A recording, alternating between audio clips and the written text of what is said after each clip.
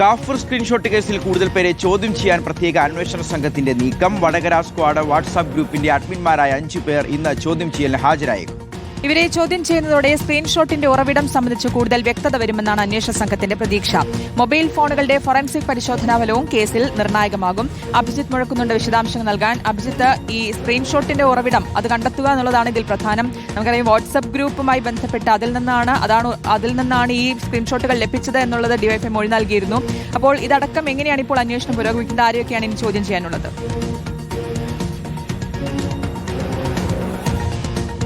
ശ്രുതി, കേസുമായി ബന്ധപ്പെട്ട് പ്രത്യേക അന്വേഷണ സംഘം കുറച്ചധികം മുന്നോട്ട് പോയി എന്നാണ് നമ്മൾ മനസ്സിലാക്കുന്നത്. കഴിഞ്ഞ കാലത്ത്, അതായത് ഈ പ്രത്യേക അന്വേഷണ സംഘം രൂപീകരിക്കുന്നതിന് മുൻപ് കൃത്യമായൊരു തെളിവിലേക്ക് എത്താൻ കഴിയില്ല എന്ന് ചൂണ്ടിക്കാട്ടി കോടതിയിൽ പോലീസ് റിപ്പോർട്ടൊക്കെ നൽകിയതാണ്. പക്ഷേ നിലവിലിപ്പോൾ SIT വന്നതിന് ശേഷം കൂടുതൽ ചോദ്യം ചെയ്യലിലേക്ക് കടന്നിരിക്കുന്നു. ഇന്നിപ്പോൾ 5 പേരുടെ ചോദ്യം ചെയ്യൽ കൂടി ഉണ്ടാകും എന്നുള്ളതാണ് പ്രധാനപ്പെട്ട കാര്യം. ഈ 5 പേരും വടകര സ്ക്വാഡ് എന്ന വാട്സപ്പ് ഗ്രൂപ്പിന്റെ അഡ്മിന്മാരാണ്.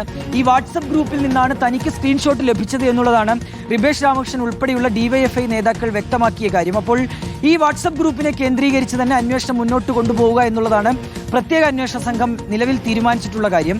അതിൽ നിന്ന് ഒരു നിർണായകമായ ഒരു ലീഡിലേക്ക് എത്താൻ കഴിയും എന്നും SIT പ്രതീക്ഷിക്കുന്നുണ്ട്. ഇതിൽ ശ്രുതി സൂചിപ്പിച്ചതുപോലെ തന്നെ ഫോറൻസിക് പരിശോധനാ ഫലങ്ങൾ ഏറെ നിർണായകമാണ്. കഴിഞ്ഞ ഈ അന്വേഷണ സമയത്തും ഈ ഫോറൻസിക് പരിശോധനാ റിപ്പോർട്ട് കൃത്യമായി ലഭിച്ചിരുന്നില്ല. അതാണ് ഈ അന്വേഷണത്തെ പ്രതികൂലമായി ബാധിച്ചത് എന്നുള്ളതായിരുന്നു പോലീസിന്റെ ഒരു വിലയിരുത്തൽ.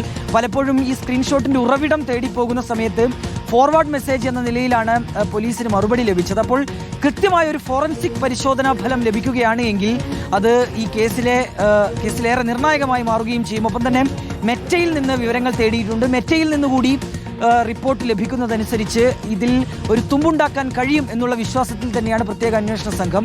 ഉറവിടം കണ്ടെത്തുക സ്ക്രീൻഷോട്ടിന്റെ എന്നുള്ളതാണ് ഏറ്റവും പ്രധാനപ്പെട്ട കാര്യം. അതാണ് ഈ കേസിൽ നമുക്കറിയേണ്ടതും. കാരണം വടകര ലോക്സഭാ തെരഞ്ഞെടുപ്പിന്റെ സമയത്താണ് ഇങ്ങനെ ഒരു കാഫർ സ്ക്രീൻഷോട്ട് പ്രത്യക്ഷപ്പെടുന്നത്.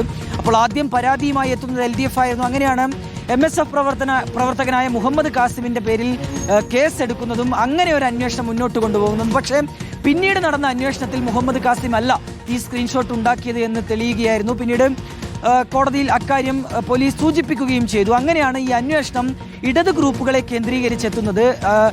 പല ഇടത് വാട്സപ്പ് ഗ്രൂപ്പുകൾ, ഒപ്പം തന്നെ പോരാളി ഷാജി ഉൾപ്പെടെയുള്ള അമ്പാടിമുക്ക് സഖാക്കൾ ഉൾപ്പെടെയുള്ള ഫേസ്ബുക്ക് പേജുകൾ കേന്ദ്രീകരിച്ചും അന്വേഷണം ഉണ്ടായി.